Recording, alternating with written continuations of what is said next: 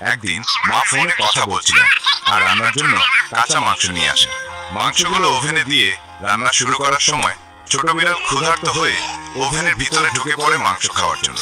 কিন্তু মা ফোনে ব্যস্ত থাকায় বিষয়টি খেয়াল করেননি। তিনি ওভেনের দরজা বন্ধ করে দেন এবং পাওয়ার অন করেন। ভেতরে আটকে থাকা ছোট বিড়াল তখন তাপে ছটফট করতে থাকে, কিন্তু মা এখনো ফোনে ডুবেছিলেন।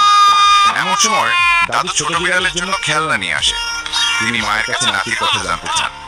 তখনই হঠাৎ ওভেনের ভেতর থেকে অস্বাভাবিক শব্দ শোনা যায়। মা দৌড়ে গিয়ে ওভেন খোলেন, কিন্তু ততক্ষণে অনেক দেরি হয়ে গেছে।